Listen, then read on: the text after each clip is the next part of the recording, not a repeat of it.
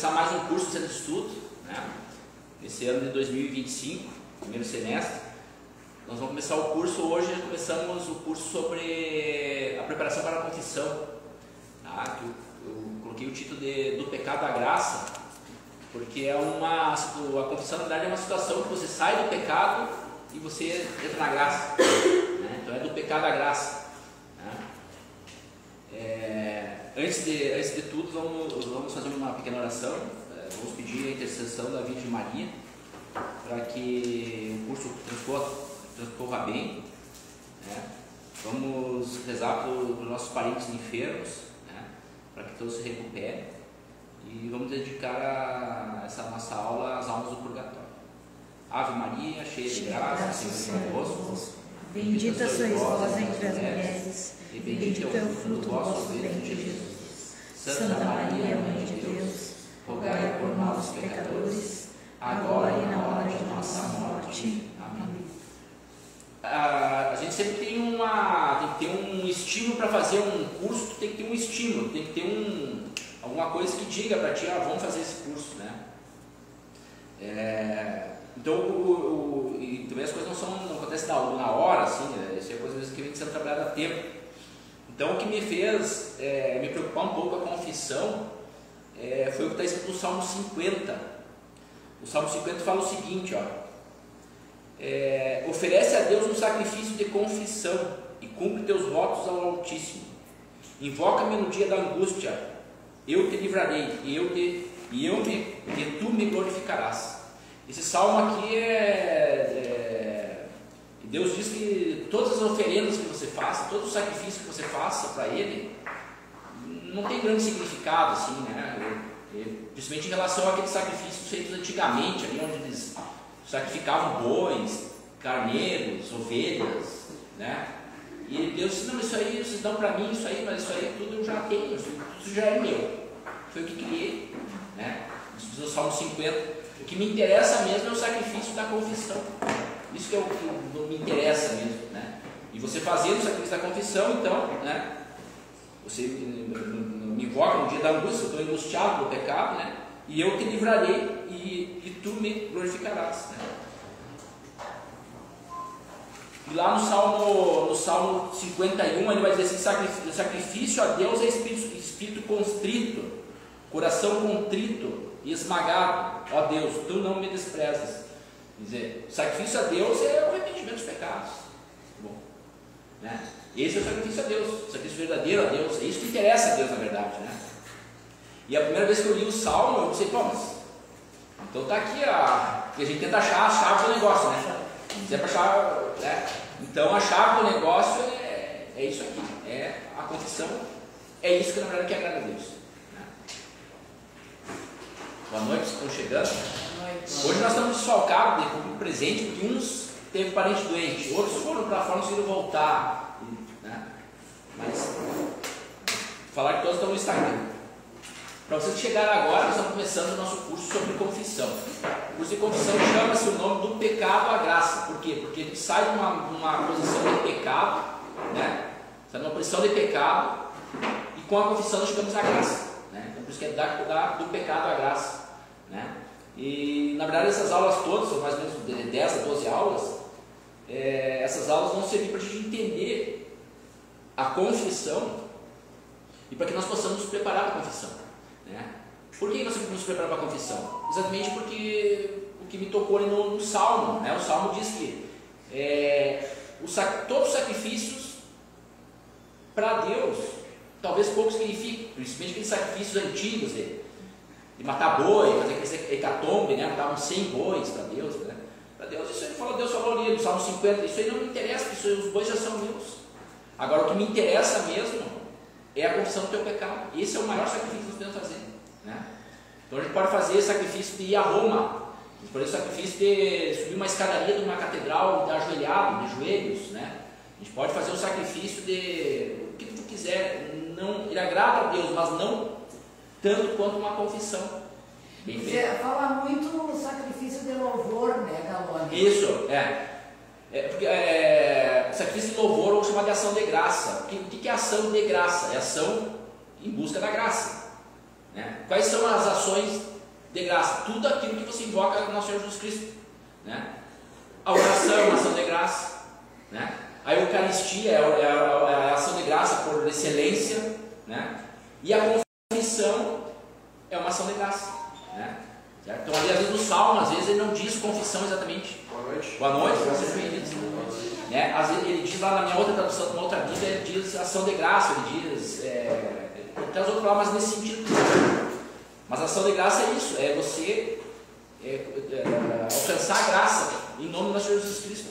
Quer dizer, você fazer um pensamento, você pensar agora nesse exato momento, você pensar na crucificação do nosso Senhor Jesus Cristo, que ele está pagando nossos pecados, você tem fé e você acredita, é uma ação de graça.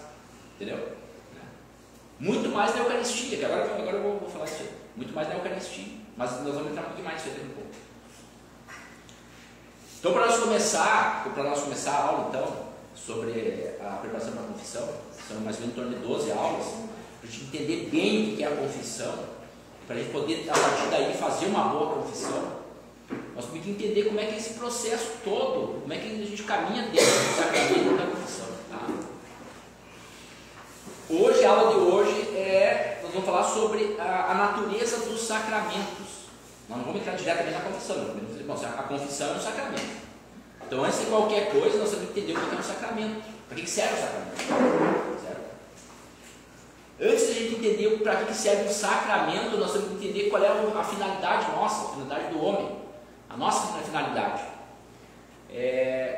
Quando Adão e Eva foram criados, eles foram criados em estado de graça, em estado de perfeição. Né? Eles não precisavam de sacramento nenhum. Né? Também eles não precisavam de oração. Né? Eles não precisavam de nada disso, eles já tinham tudo. Só o que eles precisavam, porque eles só precisavam cumprir um princípio, só um mandamento, que era não comer a árvore do fruto, que é aquele que Deus deu. Pode fazer tudo o que você quiser. Eles eram em estado de inocência, Deus não precisava dar mandamento para eles. Né? Eles já viam Deus, eles já se comunicavam com Deus naturalmente, já era uma coisa natural deles. E no estágio de inocência. Né? Então eles não buscavam nada para eles, eles se comunicavam com Deus naturalmente. Só que só tinha um mandamento, só que eles não podiam passar aquele mandamento, né? Que era exatamente comer a árvore do fruto proibido. Então eles viviam em perfeição e eles viviam em comunhão com Deus, certo? Eles viviam em comunhão perfeita com Deus, perfeita dentro do paraíso terrestre, né? O problema é que eles pecaram, eles caíram, toda a natureza caiu, né? E com a natureza caída, eles perderam essa comunhão com Deus, eles perderam a graça, então eles perderam a comunhão com Deus, né? E o objetivo, então, eles perderam a comunhão com Deus, toda a humanidade perdeu a comunhão com Deus. Né? O que é comunhão com Deus? Comunhão com Deus é o que a gente chama de ser amigo de Deus, de ser, de ver Deus face a face, ou também de perfeição, sermos perfeitos. Ou o que mais está em voga é a santificação, né? Então, estar em comunhão com Deus é ser santo. Isso que é estar em comunhão com Deus, né? Isso Adão e Eva tinham lá, antes do pecado. Com o pecado, eles perderam essa comunhão com Deus, né? Eles perderam a comunhão com Deus, toda a humanidade perdeu a comunhão com Deus. Deus teve um plano, então, de restaurar a comunhão com Ele. E é esse que é o nosso objetivo. Esse é o objetivo depois do pecado. O objetivo que é? É nós recuperarmos a comunhão com Deus. E hoje o nosso objetivo aqui qual que é? O objetivo nosso de vida, não vocês estarem aqui, mas o objetivo de vida nosso, todas as pessoas. O objetivo de todas as pessoas é comungar com Deus, quer dizer, é voltar a ser amigo de Deus, é voltar a fazer parte da filiação divina. Certo? Então qual é o nosso objetivo? O nosso objetivo não é comungar. Nosso objetivo não é confessar os pecados. Nosso objetivo não é fazer oração. Nosso objetivo é comungar com Deus. Esse é o nosso objetivo. Certo?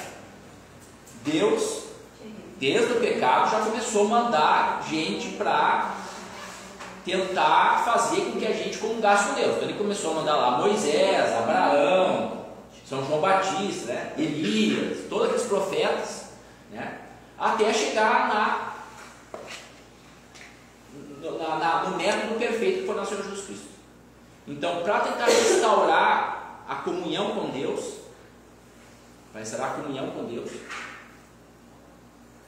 Deus mandou vários profetas até chegar em nosso Senhor Jesus Cristo. Quando chegou em Jesus Cristo, aí então começou realmente a possibilidade de nós comungarmos com Deus, nós voltarmos a sermos amigos de Deus, certo? Então a nossa função, nossa finalidade aqui é comungarmos com Deus, é sermos amigos de Deus, certo? Então por isso que a gente vai na igreja, por isso que a gente reza, né? Os sacramentos, eles são instrumentos, são maneiras que nós temos para restaurar essa comunhão com Deus, certo? A outra maneira que nós temos, só tem basicamente duas maneiras de nós comungarmos com Deus. A primeira é através da oração e a segunda é através dos sacramentos. Então, quem não reza e quem não participa dos sacramentos, não tem outra maneira. Assim, maneira óbvia para a gente. Tem o próprio Deus que pode, sem pegar um ateu, por exemplo, e converter ele na salvação, sem que ele reze, sem que ele participe dos sacramentos. Pode acontecer. Ele pode pegar um índio, por exemplo, e transformar ele num santo. Pode, né? Deus pode. Mas fora, deixando de lado, né, essa parte divina, esse mistério, esse poder divino que ele tem de pegar uma pessoa, um pecador, e converter e salvar, deixando de fora esse lado, o que nós temos de maneiras de comungarmos com Deus, de sermos amigos de Deus, de conseguirmos a nossa perfeição, ou conseguirmos a nossa santificação, que é toda a mesma coisa que eu estou falando para você, através da oração e dos sacramentos. Certo? Tá.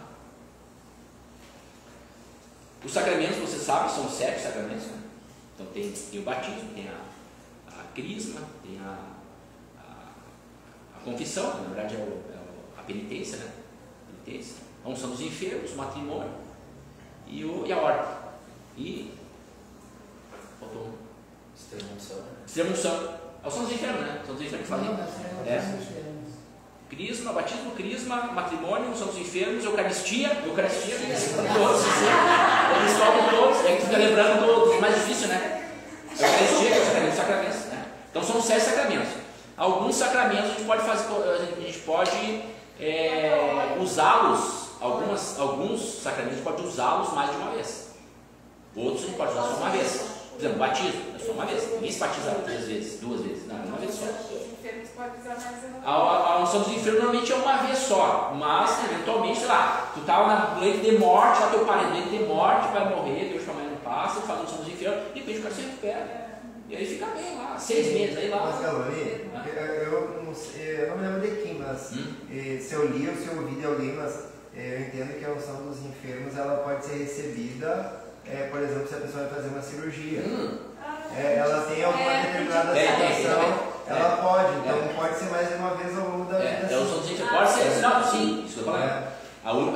Tem umas que pode ser várias vezes, outras uma só. O batismo é uma vez só. A unção dos enfermos normalmente é uma, a não ser que em algumas situações, né, pode ser várias. O matrimônio pode ser várias, né? Você pode casar, teu marido morreu, você fica casado de novo. Então o matrimônio são vários. A ordem normalmente é uma vez só, né? A ordem, né? A confissão dos pecados pode ser várias, né? Várias vezes. Deve ser várias vezes, né? E o crisma é uma vez só, né? Duas vezes, né? Tá? E a Eucaristia várias, né? A Eucaristia e a confissão então são várias vezes, né? Então os sacramentos não são únicos, assim, uma vez só. Alguns são, outros não são. Quanto aos sacramentos para a igreja, por exemplo, apesar de... Então são esses 7 sacramentos, né? E mais a oração, né? São modos que nós temos de comunicarmos com Deus, que essa é a nossa finalidade. A igreja, apesar da igreja ser o corpo místico de Cristo, e apesar de Deus dar as chaves do céu a Pedro, e ter dito que o que ligares ao céu serão ligados na terra, os que ligares na terra serão ligados ao céu, os que ligares no céu, desligares na terra serão desligados no céu. Apesar disso tudo, a igreja não tem autorização para tirar um sacramento ou acrescentar um sacramento. A igreja não tem alteração, isso ela não pode fazer. Os 7 sacramentos existiram e vai existir sempre, só que eles 7 até o fim dos tempos. A igreja não pode acrescentar um 8º sacramento, nem tirar, agora a confirmação não existe mais, não pode. Né? Assim como a igreja, por exemplo, não pode abolir uma lei natural, por exemplo. A igreja não pode dizer assim, não, agora matar é permitido. Né? Então a igreja não pode abolir sacramento, não pode alterar a lei natural, né? E não pode alterar os 10 mandamentos também. A igreja não pode dizer, agora tem um 11º mandamento. Tá? O que a igreja pode fazer, depende se ela quiser, é interferir nos mandamentos da igreja, aqueles 5 mandamentos da igreja. Ela pode pedir abolir um, ela pode acrescentar o outro, conforme a necessidade da igreja. Tá? Certo? Até aí, tranquilo? Entenderam que não, a nossa função aqui na terra é comungarmos com Deus? Depois do pecado original? Com o pecado original nós perdemos a comunhão com Deus. Então Deus quer resgatar essa comunhão conosco. Como é que Deus faz? Deus instituiu a oração e os sacramentos. Os sacramentos, tá? O que é um sacramento, né? O nosso curso é sobre confissão, mas menos vamos saber o que eu falar sobre sacramentos, que é a aula de hoje, é a natureza do sacramento, o que é o sacramento, tá? O que é o sacramento? Os sacramentos como um todo. Os sacramentos como um todo são, como diz na Suma Teológica, são símbolos. Os sacramentos são símbolos.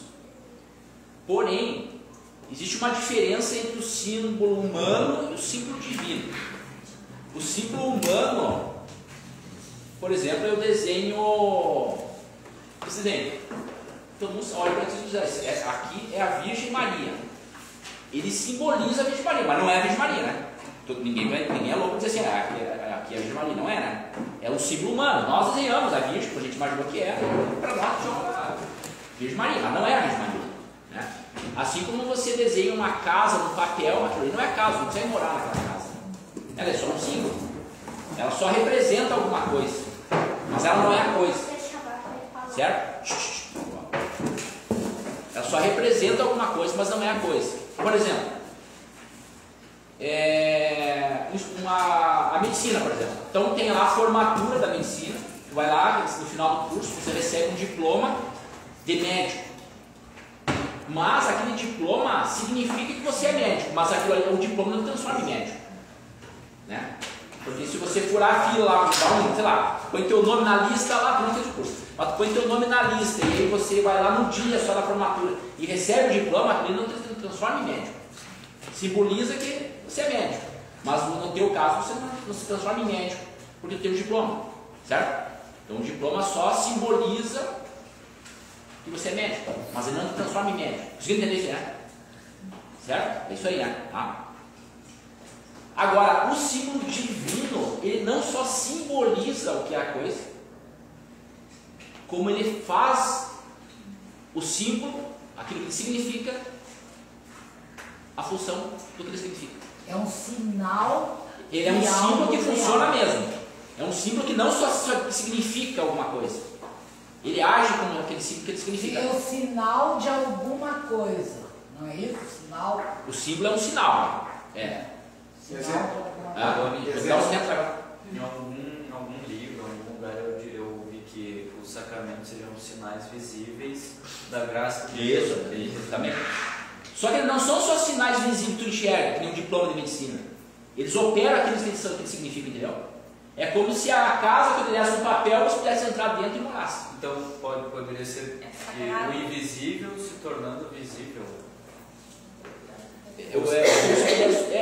Mais ou menos isso aí. Mais ou menos isso aí.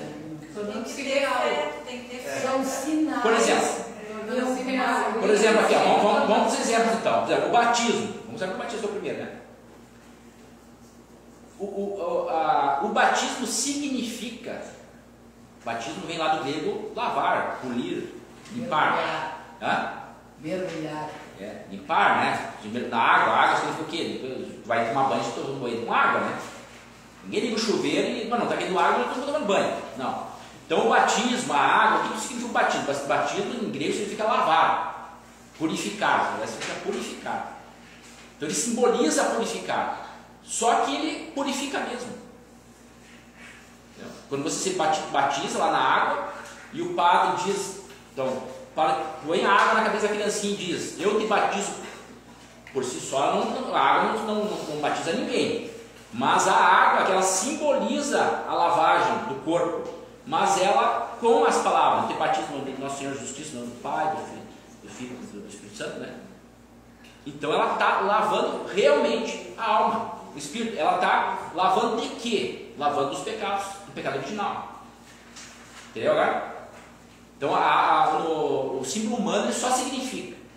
No símbolo divino, do batismo, por exemplo, ele significa a lavagem, uma purificação. E realmente ele purifica a alma. Realmente ele lava do pecado original. Então quem é batizado... Se a gente tivesse olhos para ver o que acontece no invisível, no momento do sacramento, estaria acontecendo algo invisível aos nossos olhos, Exatamente. como o momento do batismo. Exato. No momento que a água está correndo, o invisível ali está lavando e tirando os pecados daquela pessoa. Exato. Exatamente. Então, cada vez que existe um sacramento, se a gente pudesse ver, estaria vendo a forma divina de Deus agindo e operando exatamente na nossa alma. Exatamente. Mas como somos limitados, a gente não consegue ver essa parte. Exatamente. Mas a nossa fé... Isso, a gente chega para casa da fé. Né? Tá? Por exemplo, na confissão, o que a confissão significa? Ela significa um tribunal. A confissão é um tribunal, né? A confissão é um tribunal. Tem o réu, sou Diogo, tem o réu, tem o acusador, sou eu também, e tem o juiz, que é Deus, na figura do Padre. Não é isso? Então eu sou o réu e o acusador ao mesmo tempo. Isso é a confissão. Então ela significa um tribunal.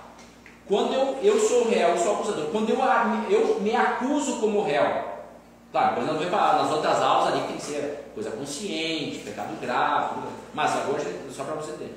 Eu me acuso. Aí então vai ter o juiz que vai me julgar. E realmente esse julgamento acontece, porque eu vou ser sempre absolvido. A diferença do tribunal nosso humano, você pode ser absolvido, pode ser punido. No tribunal divino, esse da confissão, você vai, se for uma coisa bem feita, uma confissão, uma acusação, se você se acusar mesmo. Se houver arrependimento. Isso. Se houver arrependimento. Exato. Então vamos ir para frente, né? As outras aulas, a parte do arrependimento, a parte da consciência, vamos ver depois. Mas se você se acusar mesmo, realmente, ó, eu fiz isso aqui mesmo. Eu sou réu disso aqui. Então Deus vai te perdoar. E isso acontece mesmo. Entendeu? E não só significa um tribunal. Aquilo que ele significa, ele é mesmo um tribunal. Ele vai apagar teus pecados. Certo? No caso da confissão, que é o objeto do nosso estudo aí até o mês de agosto, a confissão não é que ela apaga o pecado assim no sentido de eu matei um indivíduo. Eu vou lá confessar para o padre, eu matei e eu quis matar e agora estou arrependido e nunca mais vou matar ninguém. O padre vai dizer para ti, muito bem, então em nome do nosso Senhor Jesus Cristo eu te absolvo dos teus pecados. Aí tu faz lá a tua constrição e deu, terminou. E aquele pecado, como é que é esse pecado de matar? Como agora deixou de existir, não existe mais? Quer dizer então que um anjinho da guarda que estava ali, ou um anjo que trabalha para Deus, estava ali, ouviu o teu pecado, mandou um sinal lá para o céu, diz, ó, aquele pecado do Leonardo lá, que matou o Joãozinho, aquele lá tu pode listar do livro. Aí vai o anjinho outro lá e tá, esse ele não conta mais. Não é assim que funciona. Não é assim que funciona. O perdão do pecado não é um perdão direto. Eu confessei e perdoo. Não é assim. Acontece da seguinte maneira. Quando você confessa o pecado é apagado, mas de forma indireta. Por que ele é apagado? Porque quando você confessa o pecado, você recebe uma graça. Então recebe a graça. E aonde mora a graça não pode morar o pecado. Não existe pecado e graça no mesmo indivíduo. Entendeu? Então quando chega a graça, o pecado some. Tu não pode, entendeu? Então não é assim, vai no telegrama lá pro céu, cara, o anjinho lá risca o teu pecado, tira do livrinho do teu, do livrinho de dívidas ali. Esse tu confessou, vamos riscar todos que tu confessou. Não é assim que funciona. Esse pecado ele é apagado de forma indireta, porque quando você confessa, você recebe a graça. Porque os sacramentos, a função dos sacramentos é duas funções dos sacramentos. A primeira função é aumentar a tua graça. Tu está no caminho de santificação, cada vez que tu confessa, cada vez que tu comunga, né? Tu aumenta a tua graça. Tu aumenta a tua graça não em quantidade de graça. Hoje eu tinha 4, vou confessar, amanhã eu vou ter 10. Aí domingo eu comungo, vou ter 12. E assim vou, daí lá no final da minha vida eu estou lá com 5.400 e poucas graças. Não é assim. Aumenta a qualidade da graça. Tem mais graça em qualidade. Entendeu? Então todos os sacramentos eles servem para aumentar a tua graça ou para receber a graça. Ou você não tem graça nenhuma e você recebe a graça. Por exemplo, no batismo você não tem graça nenhuma. Você vai lá e é batizado. Você é batizado, Deus infunde em ti a graça santificante. A graça santificante. E essa graça santificante tu tem que guardar até o fim da tua vida. Porque se tu morrer sem ela, você não vai para o céu. Certo? É essa graça santificante que quem é consagrado entrega nas mãos de Maria. Guarda para mim essa graça santificante. Se você batizou e você nunca perdeu a graça santificante, cada vez que tu comunga ou confessa, mesmo que tu não tenha, é uma coisa impossível praticamente, mas desde que tu não pode confessar sem ter pecado mortal. Por isso não morre para frente. Confessar e confessar os pecados mortais. Os pecados veniais não é necessário confessar, tem que confessar os pecados mortais. Agora, se já que você recebeu o batismo, você não tem nenhum pecado mortal. Então, cada vez que tu confessa, cada vez que tu comunga, a tua graça santificante vai só aumentando. Agora, se por algum motivo você recebeu o batismo e você pecou mortalmente, tu perdeu a graça santificante. Então é na confissão, só na confissão, que você vai receber a graça de novo. Então o sacramento serve para duas coisas: para você receber a graça que você não tem, ou para aumentar a tua graça, ou para você receber a graça que você perdeu, né? No batismo você recebeu a graça que tu não tinha, que tu nunca teve, né? Na confissão você vai receber a graça que tu perdeu, o pecado mortal, não foi? Né? Agora, se tu não tem pecado mortal, você confessei ontem, confessei na sexta-feira, fiz pecado mortal, confessei na sexta-feira, recebi a graça de novo, estou com a graça. E vou comungar no domingo, ou na sexta-feira mesmo. Vou dizer que aquela graça santificante, quando eu comungo, eu recebo mais graça. Aquela minha graça santificante que eu recebi na confissão vai aumentar com a comunhão. E cada vez que eu comungo, vou aumentar a minha graça um pouquinho maior, um pouquinho mais, certo? Esse a gente vai ver um pouquinho mais para frente mesmo. No caso, por exemplo, da Eucaristia, a Eucaristia ela simboliza aquilo que ela representa. O que a Eucaristia simboliza? A Eucaristia, não estou falando da hóstia. A hóstia não é um símbolo, a hóstia é uma outra coisa. Eu estou falando do sacramento. Então eu estou falando, o Galão falou que a hóstia é um símbolo. Não, nunca falei isso aí. O sacramento é um símbolo que representa aquilo que ele simboliza. Então a Eucaristia ela é um símbolo que representa o quê? O que representa a Eucaristia? Não, representa um banquete. Um banquete. A Eucaristia representa um banquete, representa uma refeição. Tem uma mesa, que é o altar, mas é uma mesa, a gente come na mesa. Tem a parte líquida da refeição, que é o sangue, que é o vinho consagrado, e tem a parte sólida da refeição, que é o pãozinho consagrado, que é a hóstia, que é o corpo da Jesus Cristo. Então, quando você comunga, você está fazendo uma refeição. E essa refeição realmente é uma refeição espiritual. Alimento da alma. Isso, da alma, né?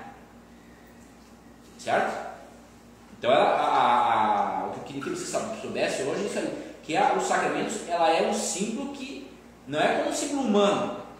Ela é um símbolo que aquilo que ela simboliza, ela realmente ela é aquilo que ela simboliza. Ela exerce. Se ela simboliza a lavagem, ela realmente ela lava. Se o batismo simboliza a purificação, realmente ele purifica a alma. Né? Se a confissão representa um tribunal, realmente ele funciona, é um tribunal mesmo, porque você é perdoado lá no tribunal. Né? Se a Eucaristia representa um banquete, realmente você se alimenta com a hóstia, com o corpo de Cristo e o sangue, você realmente alimenta a tua alma. Alimenta com o quê? Com a graça. Você recebe a graça. Certo? Você recebe a graça. Sempre no sacramento você recebe a graça. Ou você recebe mais graça, ou você recebe a graça que você perdeu. Só que a graça que você perdeu é só na confissão. Não adianta chegar lá com um pecado mortal na Eucaristia, agora vai comungar e meus pecados mortais vai ser perdoado. Isso não vai acontecer. Muito pelo contrário. Tu vai se condenar mais, porque você só pode comungar em estado de graça. Tem um vídeo que às vezes passa na internet, um pouco na internet, que coloca na hora da Eucaristia, né? Que começa a missa, assim, nisso entram anjos. No momento que o padre, né, eleva, né, a hóstia, nesse momento o padre ele se transforma em Jesus. Isso, ele se transforma em Jesus. Não nem tem assim, é Jesus e é ele que dá o pão e é ele que, no momento que a pessoa vai ali e recebe o pão dele, ela é iluminada internamente, porque ela recebeu a graça. Ao mesmo tempo, se aquela pessoa também, acredito eu, está ali de forma mecânica, só fazendo, sem ter consciência daquele sacramento, aquilo não vai valer nada, né? Isso. Então, isso fica bem representativo, assim, o que acontece naquele porque o sacramento, eu ia falar para frente, mas o sacramento ele precisa, ele precisa da fé. Quanto mais fé você tem, mais ação tem o sacramento. Então, se você fizer uma confissão e você realmente, se fizer uma confissão mecânica só, tipo, não, é para fazer, eu vou fazer. Bom, os pecados vão ser perdoados, porque se você se arrependeu, vai ser perdoado, né? Só que eu vou falar daqui para frente assim, o que acontece no sacramento. Tu vai receber graça, mas talvez uma graça mais frágil, mas não tanto quanto você receberia se você estivesse com muita fé. Quando você vai comungar, se você vai lá com muita devoção, com muita fé, a ação da graça ali vai ser maior do que você for lá fazer uma coisa mecânica, entendeu? Esse é o corpo de Cristo, eu sento e vai olhar o celular, né? Alguma graça vai ter ali, mas não poderia ser melhor se você tivesse mais preparado através da tua fé para receber aquele sacramento, né? Mas isso não é uma coisa subjetiva, né? Precisa ir atrás, a crer, que a fé e conhecer. Isso. Então, assim, quanto mais tu amplia esses dados, né? Sim. Sobre a fé e sobre a igreja, sobre os sacramentos, mais tu aproveita. Claro, quanto mais tu conhece, mais tu vai ter fé naquilo ali, né? Quanto mais tu conhece, mais tu assimila ali na hora.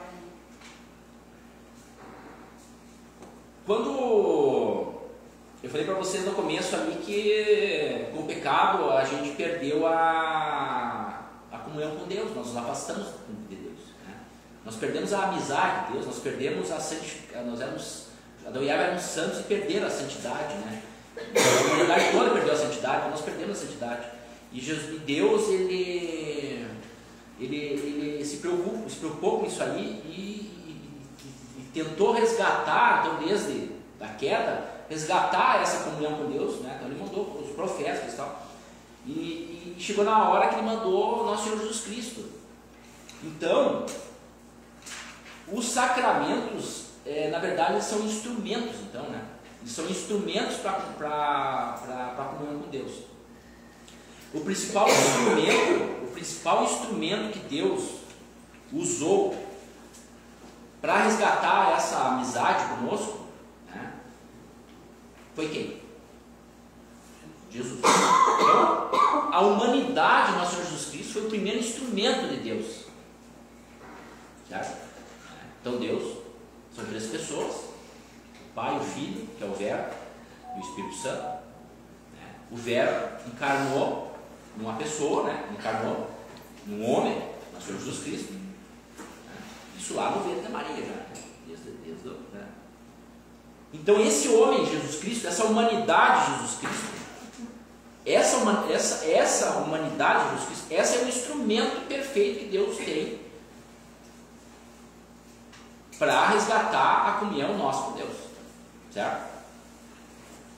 Porque Jesus Cristo ele ressuscitou depois. Quem ressuscitou? O Verbo? Não, quem ressuscitou foi a humanidade do Senhor Jesus Cristo, que não é inseparável do Verbo.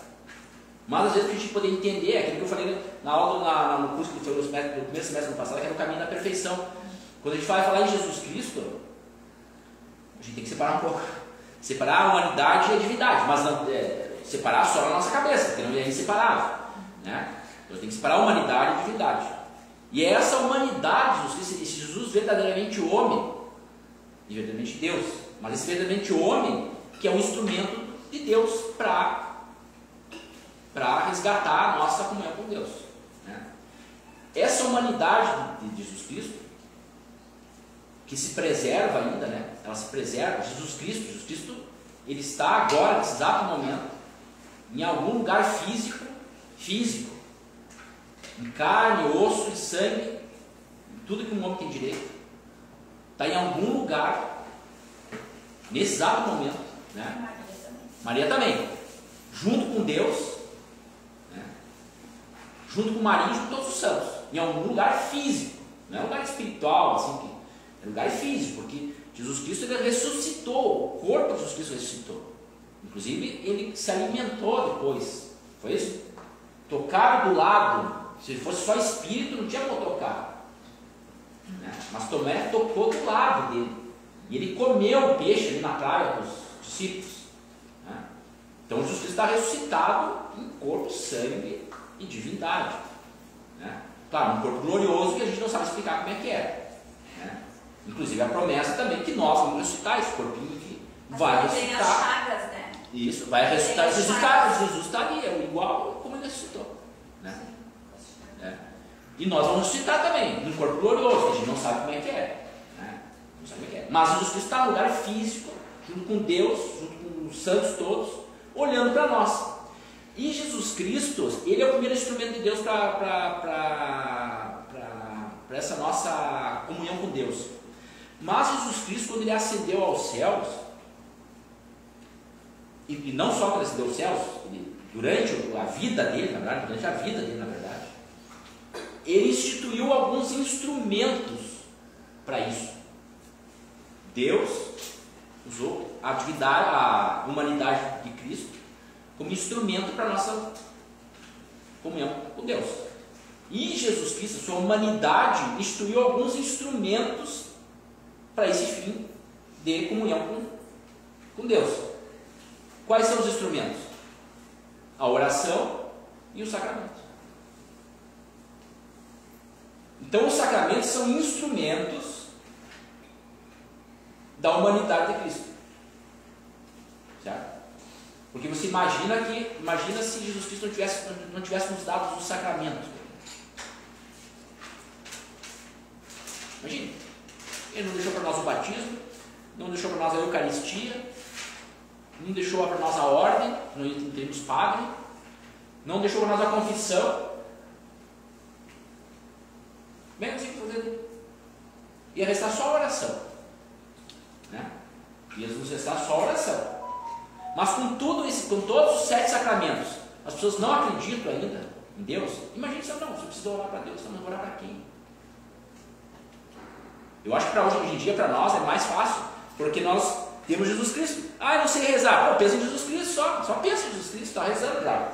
Pensa que ele nasceu, que ele caminhou, que ele fez milagre, que ele se crucificaram ele na cruz, que ele pagou os pecados, que eu não sei como é que ele pagou, e que ele ressuscitou e agora está no céu. Pensa só nisso aí, pronto. Isso já é um ato de fé, que eu conversando no começo, né? Isso já é uma ação de graça, já é um ato de fé. Só aí tu já recebe a graça. Só que nós temos Jesus Cristo. Imagina se nós não tivesse nada disso aí. Nós ia depender só da oração. Não que a oração tenha valor, óbvio que não é. Mas eu digo assim, só da oração ia ser uma coisa muito difícil, né? Para nós. Rezar sem nada de instrumento. Exato, porque só oração. Por isso, né? Exatamente, não, que é só oração, né? E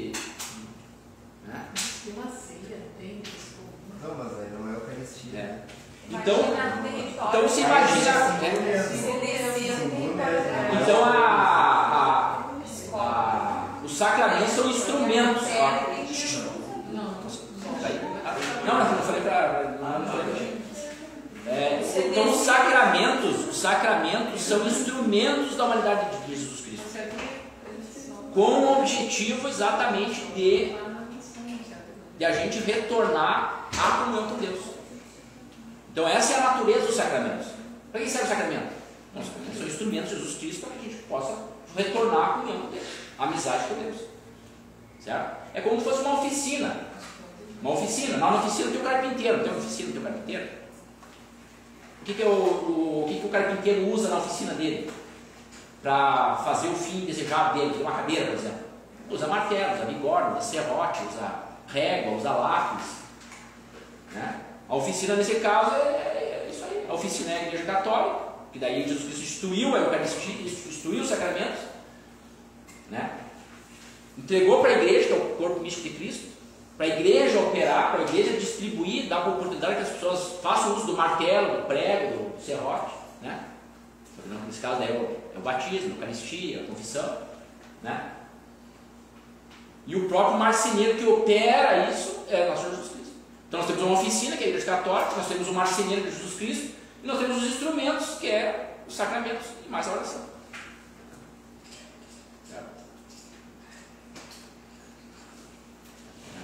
São Tomás de Aquino diz, ele chama os sacramentos de causa instrumental. Desde que tu nasce até a hora que tu morre, né? Tu vai usar esses instrumentos para a tua aproximação, comunhão com Deus. Oração e mais os 7 sacramentos. No caso, Jesus usa a ordem de forma indireta, né? Em Galone, eu gosto muito do padre Duarte Lara, né? Sim, eu gosto da palavra que ele prega, né? Mas ele é exorcista, né? Então, às vezes tem algum vídeo. Então, assim, a pessoa que ele exorciza, não adianta a pessoa seguir pecando tão perto de pecados, digamos. Às vezes a pessoa não está pecando como ela está perto de coisas que são ruins, né? E acaba pecando.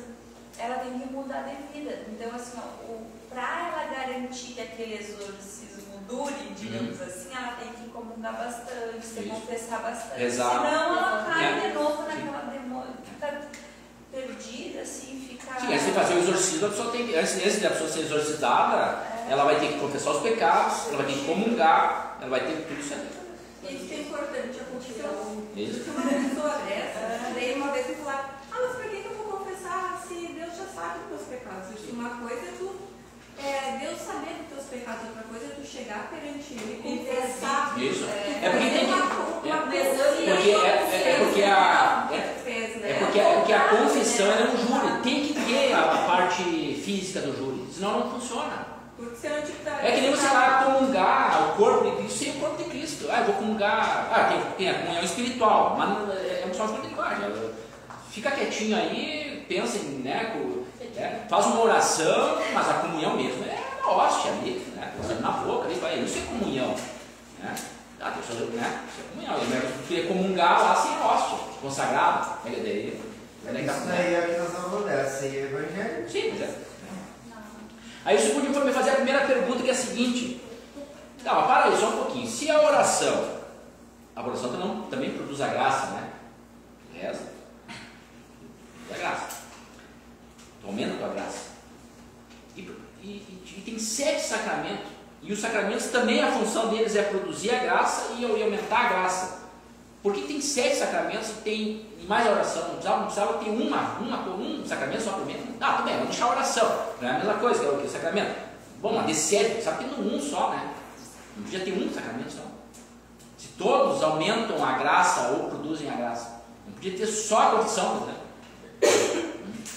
Mas aí a gente não tem a vir com a graça que deixar ser santo nessa vida. Não podia ter uma imaginação, porque ele podia assim, mas se eu com a oração eu ganho graça, eu rezo, ganho graça. Com a confissão eu resgato a graça que eu perdi. Então podia ter só oração e confissão. Eu digo assim, se Jesus foi batizado, Jesus fez o milagre das bodas de Caná, Jesus viveu muitos dos sacramentos. Todos eles foram estudo para ele. Ele viveu aquilo. Por que a gente tem o corpo dele, o corpo místico não vai viver também, né? Tá, mas a pergunta é, tudo bem, sim, ele fez tudo isso aí, não dava para a igreja dizer assim, não, já tem um sacramento só. Não dava. Por quê? Porque cada sacramento produz coisas diferentes. Tudo é graça, tudo é graça. Mas a graça que ela produz é diferente, cada sacramento produz uma graça diferente. Por exemplo, o batismo. O batismo ele vai produzir a graça santificante, ele produz a graça santificante. Você, quando o nenenzinho é batizado, ou um adulto, Deus infunde no espírito dele lá a graça santificante, que os outros não fazem. Né? E apaga o teu pecado original. Né? Então infunde a graça santificante, onde tem a graça santificante não existe pecado. Infunde a graça santificante, aquele pecado original deixa de existir. Passa a ser filho e ter a herança. Isso. Então, é o céu. Exatamente. Então você não consegue, aquilo que o batismo se propõe a fazer, você não consegue com outro sacramento. Nem com a Eucaristia, nem com a confissão. Né? Então, na confissão você não consegue o mesmo efeito do batismo. Você não consegue na confissão apagar o pecado original. Eu nunca fui batizado, mas eu vou lá confessar para o padre. Não está valendo. Porque o pré-requisito é o batismo. Primeiro, assim, qualquer coisa tem que pagar o pecado original. Certo? Boa noite. Bom para você assistir, né? Não precisa repetir. Só os 40 minutos. Então, o batismo é isso. A confissão ela provoca duas coisas. Provoca, então, reconciliação. Não, sim, mas o negócio é a graça, né? Então, na confissão. Perdão. Não. A confissão você ganha a graça de novo. Você ganha a graça de novo, a graça que você perdeu. Né? Tem a pena. E aumenta a graça se você não tem pecado mortal. Entendeu? Aí você vai dizer assim, tá, olha aí, mas a confissão é para quem tem pecado mortal. Né? Pecado mortal. Mas como é que eu vou ganhar graça se eu... Primeiro eu vou ganhar graça, como é que eu vou aumentar a minha graça? Não, primeiro você ganha graça, né? Porque a confissão ela não é só, ela é para pecado mortal. Mas você vai aumentar a graça se você se confessar regularmente não estando em pecado mortal. Entendeu? Não, mas eu só posso confessar se eu estou em pecado mortal? Não. É bom que você se confesse não estando em pecado mortal. Você já confessou do pecado mortal lá, né? Tu confessou o pecado mortal, né? Aí você não pecou mortalmente mais, né? Mas você continua confessando. Eu tinha muita dificuldade para entender isso, porque quando eu fiz assim, Eucaristia muitos anos atrás, né?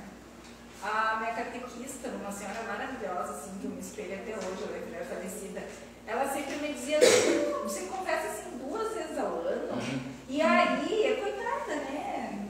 E aí tu faz ali no ato penitencial da igreja. Sim. Aí quando o Vitor começou a entrar, gente, ele se confessa toda semana. O Vitor, ele é super disciplinado. Porque e aí eu começava, meu Deus, tá ficando e ele me dava uma aula, né? E ele me dá uma aula assim, daí eu digo, mas agora eu vou fazer o cursinho com Galone, eu vou começar a estigar. Porque na confissão, o que acontece na confissão? Acontece duas coisas importantes na confissão. Primeiro, na confissão acontece apaga o teu pecado. E a segunda, você fica mais forte para resistir o pecado. Entendeu? Não tem nada com batismo, né?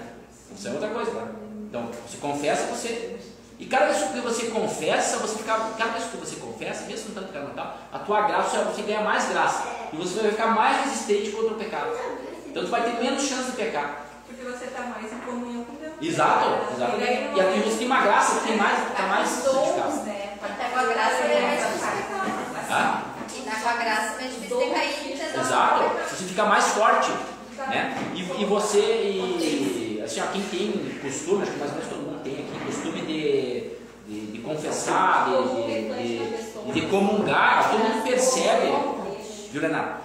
Todo mundo que confessa e comunga, a gente percebe que tem uma força, né? Você fica mais forte, é uma coisa perceptível, não é subjetivo. Cada vez que tu vai lá no padre, eu fiz essa merda não pode ser. Essa aí, né? Nada, Tu sai dali mais forte, né? É uma coisa perceptiva, né? Não é uma coisa subjetiva.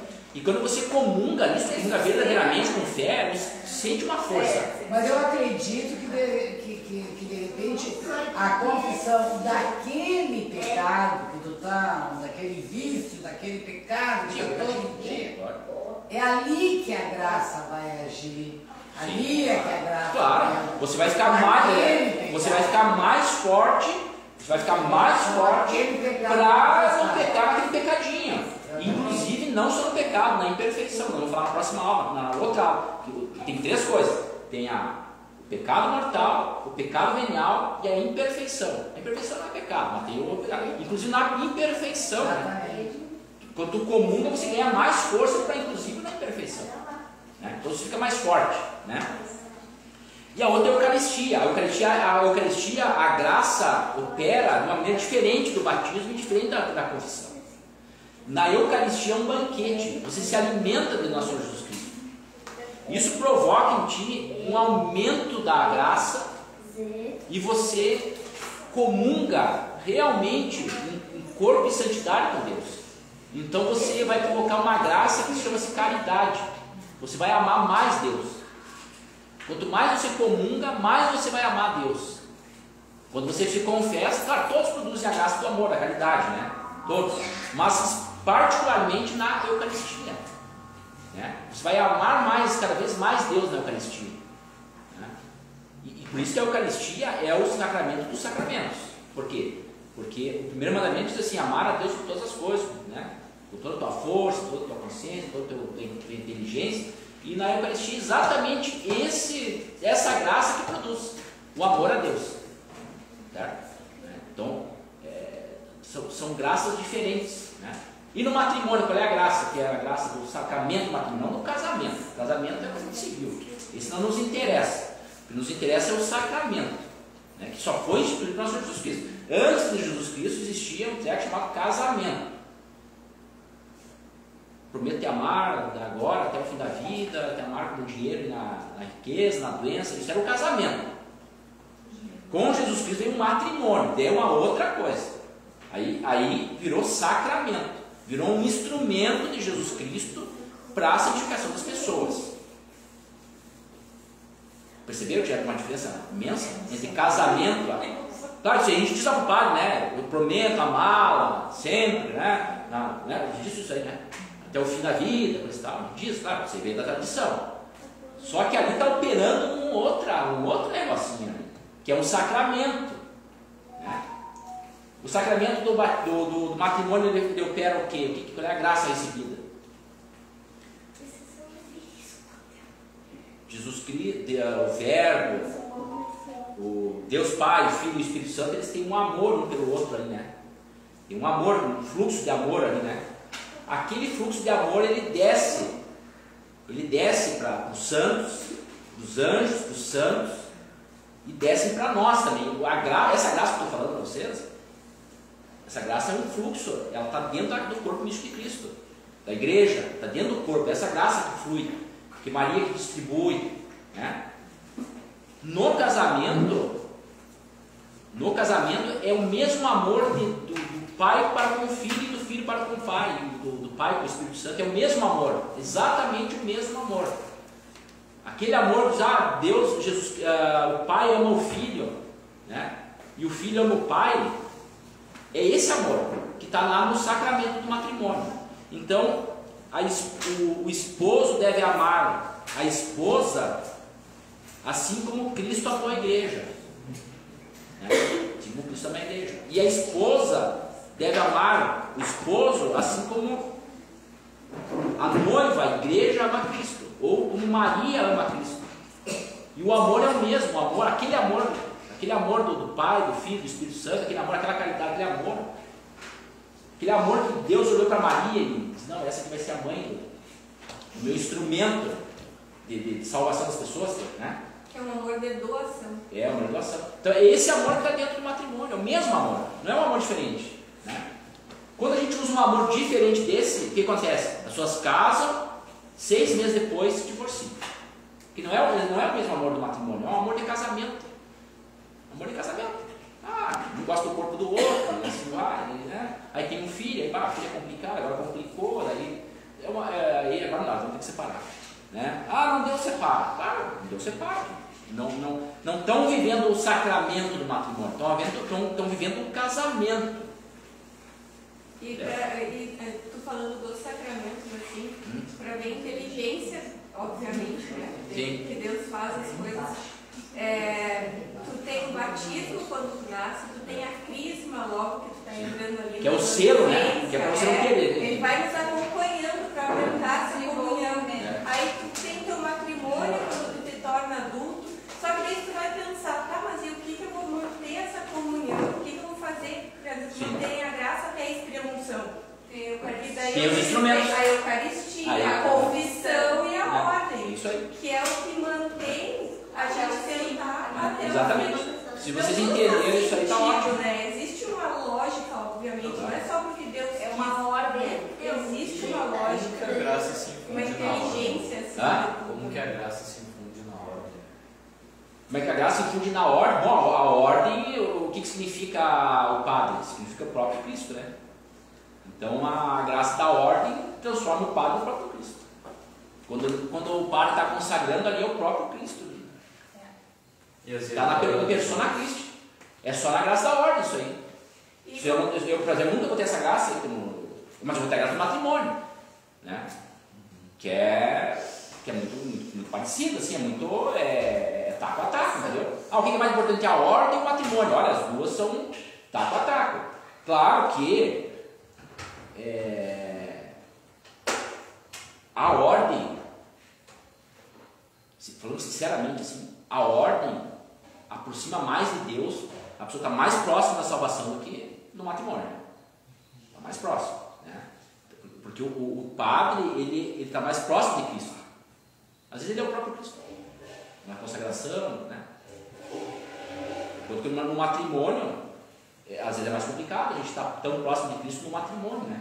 Quando a gente começa a entender isso aqui, a gente começa a tem que mudar umas atitudes minhas para eu me encaixar nesse fluxo de amor que é o mesmo. Isso que eu faço com minha esposa é o mesmo amor de Jesus Cristo com o Pai dele.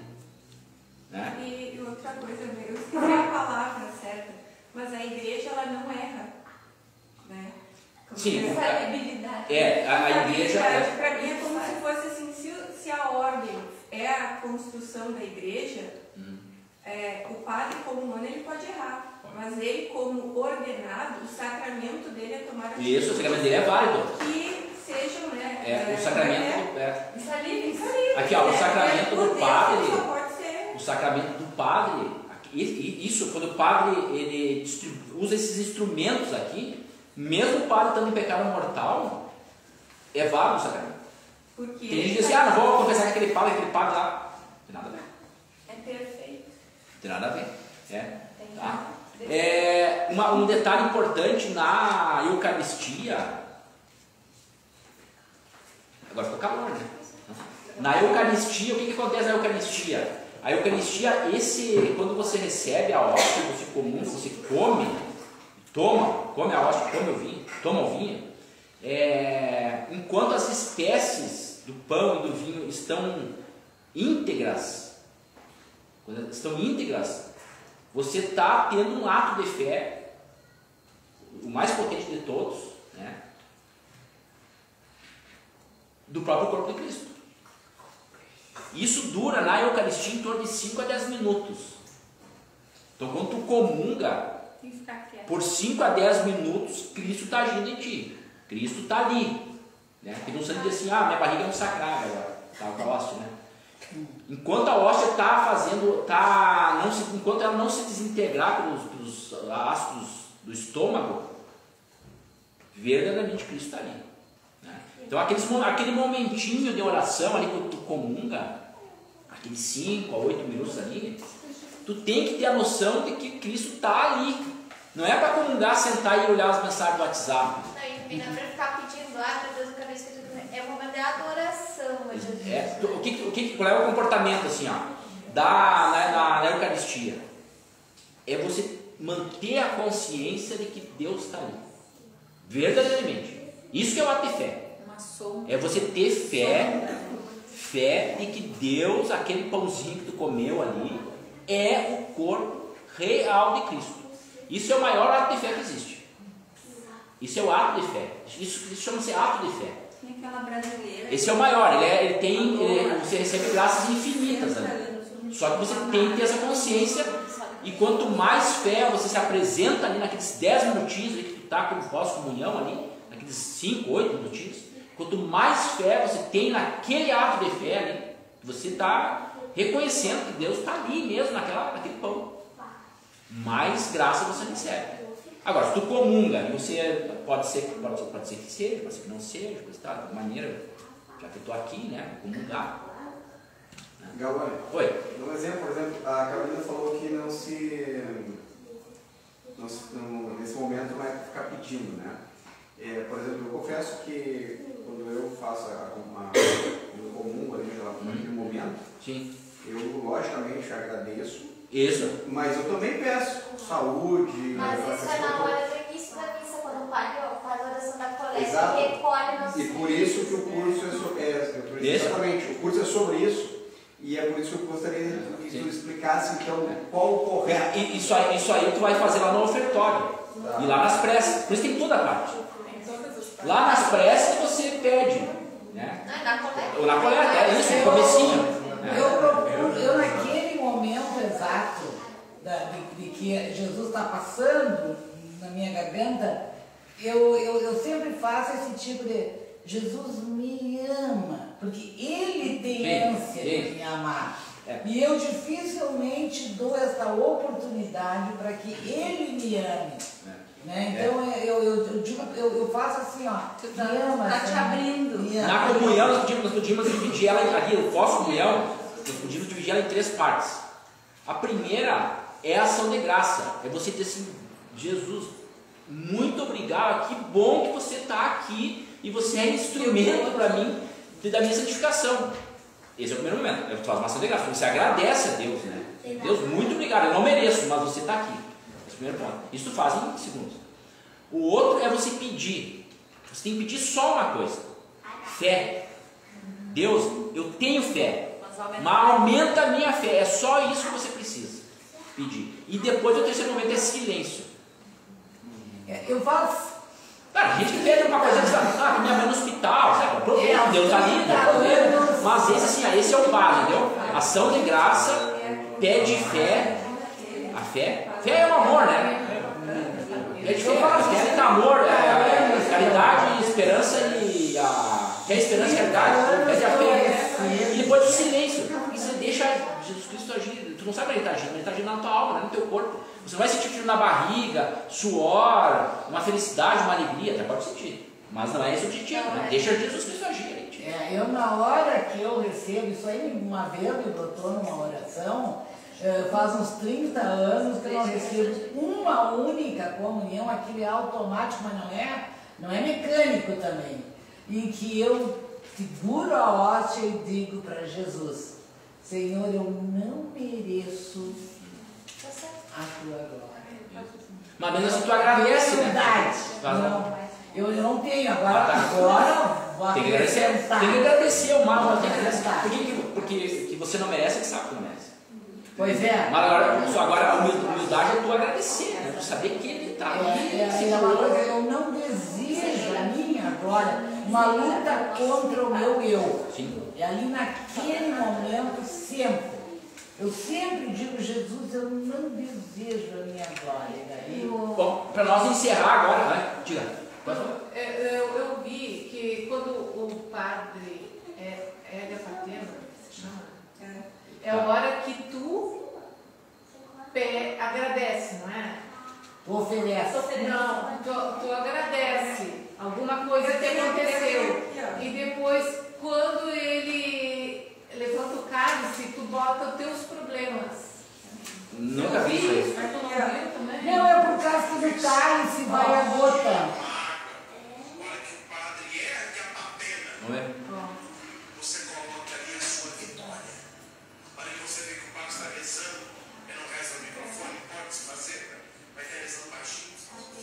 Você diz, Senhor, eu quero colocar naquela patena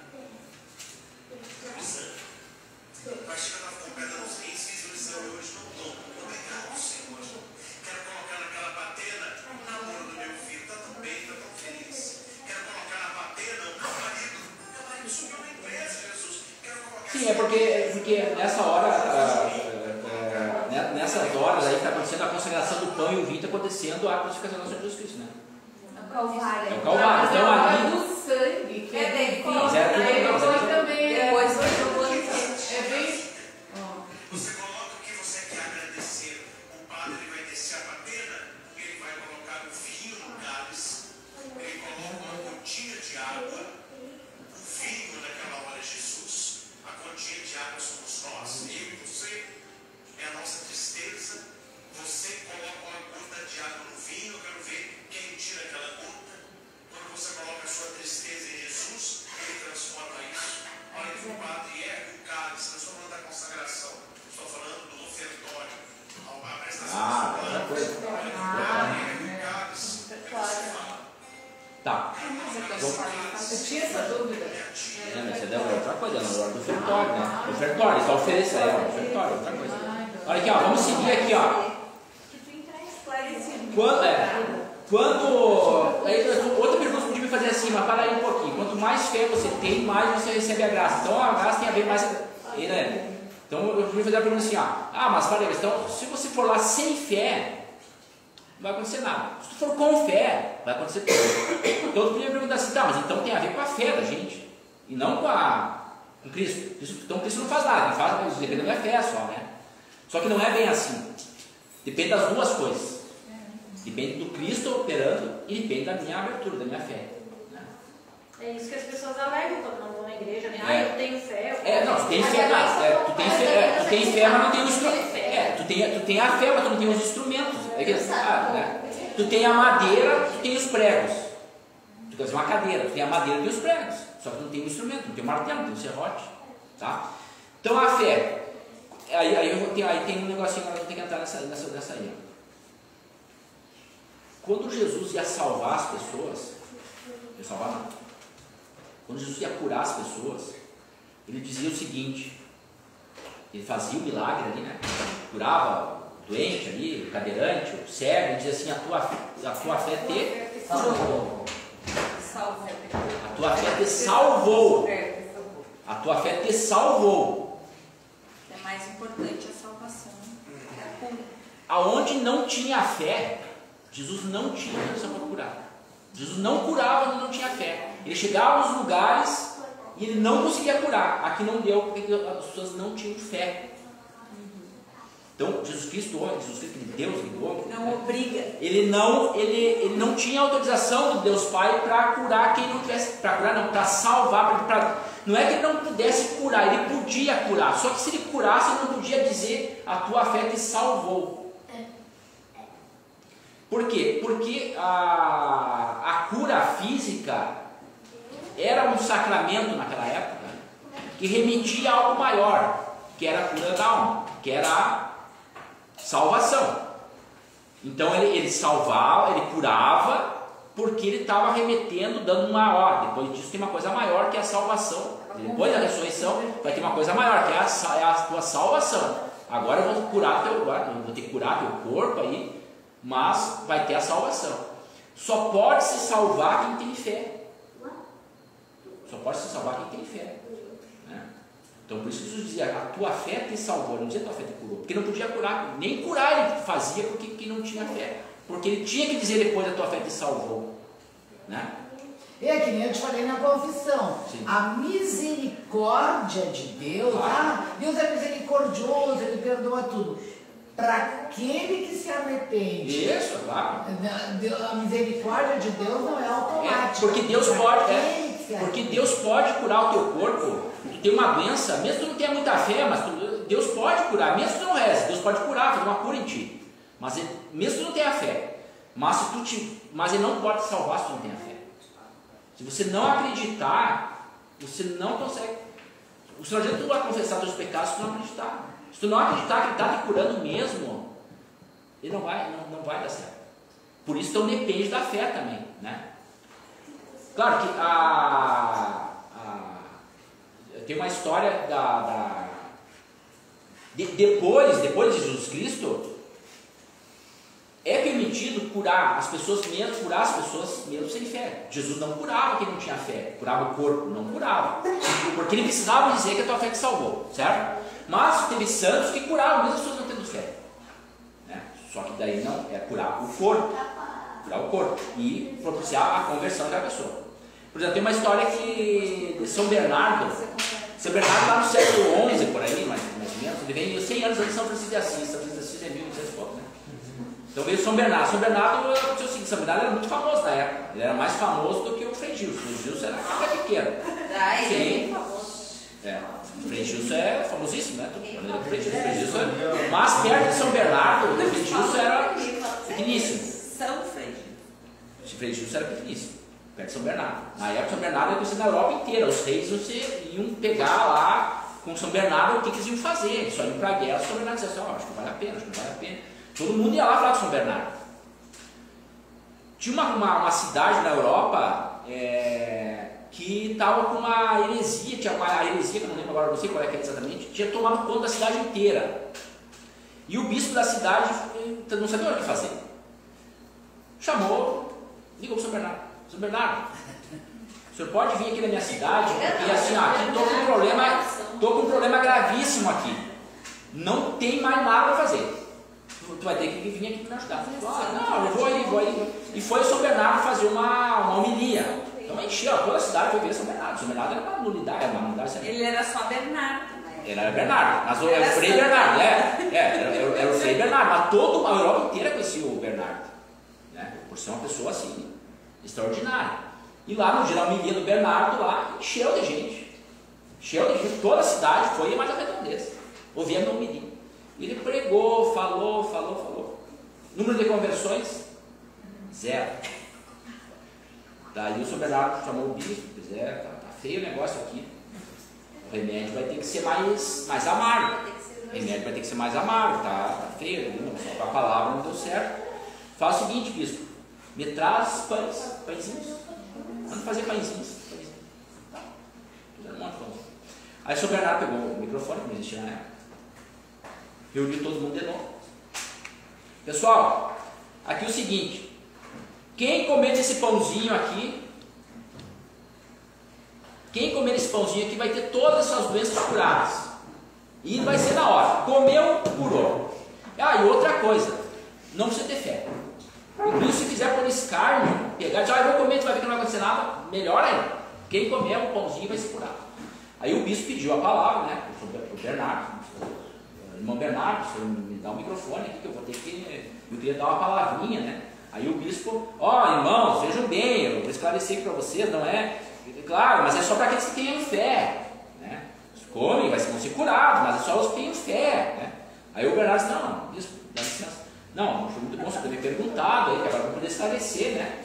É para, inclusive, os que não tenham fé. Quem não tiver fé e comer do meu pãozinho aqui vai ficar curado das doenças que for.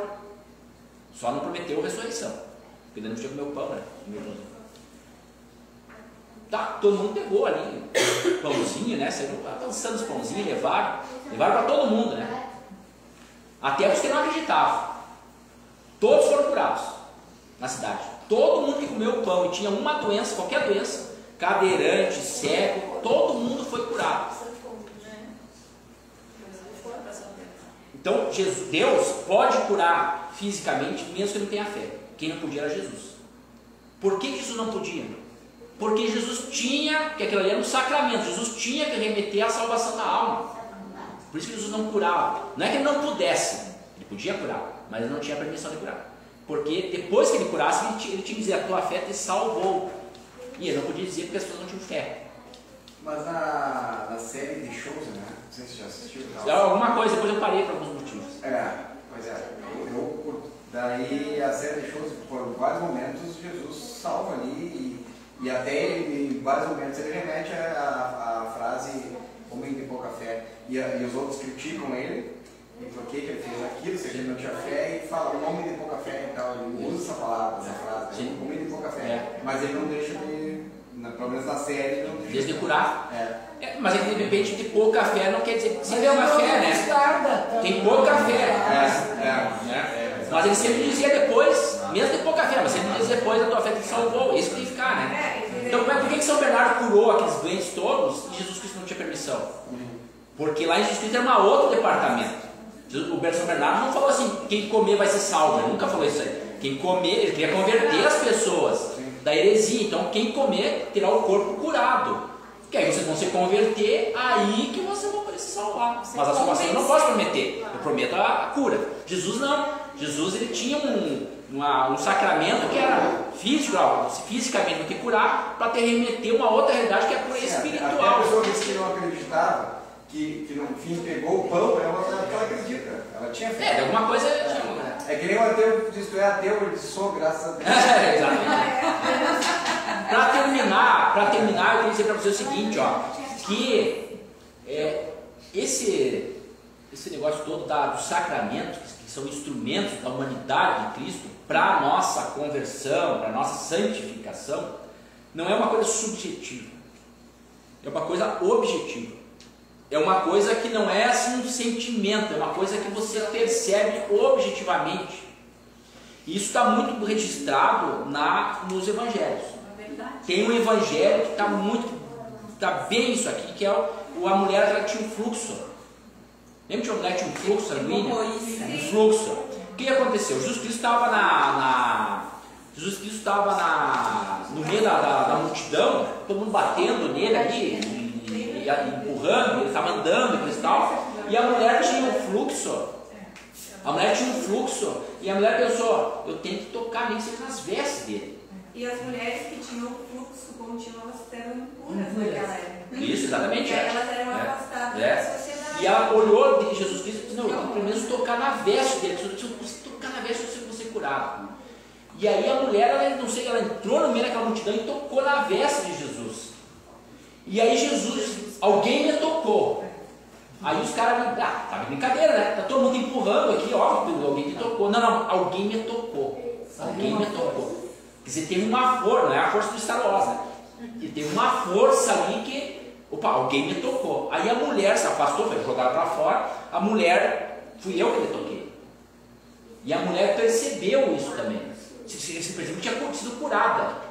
Mas Jesus percebeu o toque dela, na roupa, assim, naquela multidão que estava todo mundo tocando. Não tinha como ele perceber um toque diferente na roupa, assim, na barra, isso não, né? Mas ele percebeu que tinha uma força, teve um fluxo ali, né? E isso aconteceu, e isso está relatado no Evangelho. Então acontece, e isso a gente percebe. Quando tu começa a comungar mais vezes, você começa a perceber um amor a mais para Jesus, né? A Deus, consegue amar um pouco mais, né? Consegue ter um respeito maior, uma delicadeza maior, é uma coisa diferente, não dá para dizer em palavras. Eu acho que todo mundo percebe. No batismo a gente não percebe que já era criança, né? É difícil, né? Mas na Eucaristia a gente percebe. É claro que agora é sutil, assim, mas a gente percebe. Se tu pega aqueles 8 minutinhos ali, tu para ali, tu percebe que tem alguma coisa ali. Tem uma coisa que não é humana, tem uma coisa divina ali naquilo ali. Tem uma força. E na confissão, eu acho que a gente percebe mais. Eu acho, mesmo. Quando você confessa, você sente esse sentimento, até conto para as pessoas, e tentei conhecer alguns amigos, esse sentimento que está falando, eu senti, e a pessoa também sentiu, quando a gente fez a consagração de Maria no final do ano, né? E naquela manhã, no domingo de manhã, que geralmente a gente, às vezes eu canto calendário nas missas, e eu digo que a missa de noite é mais emocionante e tal, né? Pelas luzes, pela consagração de Maria e tal. Mas domingo de manhã eu acho uma missa mais calma, mais tranquila. E aquele dia da consagração era no domingo pela manhã. E quando tu vê, o padre começou a falar assim, agora o pessoal da consagração começou a falar ali. A gente estava tomado por uma emoção, começou a chorar e não sabia o motivo, lógico, mas tinha uma força. Uma força que tu não consegue explicar. E eu olhava assim, todo mundo chorando em volta e a gente emocionado, né? E é aquela coisa assim que tu não consegue, é uma coisa que é diferente. Então isso aí a gente percebe muito. E você percebe que conforme tu vai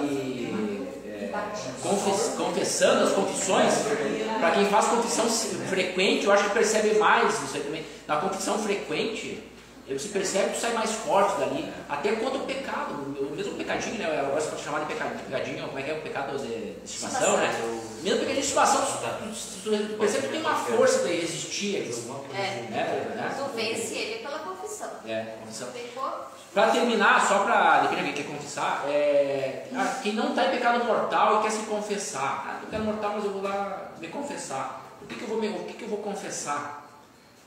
Primeiro tu tem que dizer para o padre, é bom ter um padre que tu confessa frequentemente com o mesmo padre, até perceber que veio a semana passada, agora de novo. Não, eu quero confessar porque a confissão frequente vai aumentar a minha graça, vai aumentar a minha força contra o pecado. Quem sabe tu está aí para causa disso. Para você não pecar, não confessar, até pode confessar o pecado venial, mas o ideal mesmo é você confessar o último pecado mortal. Você reconfessar. Você confessar de novo. E você pode confessar qualquer pecado mortal. Porque isso vai ter mais.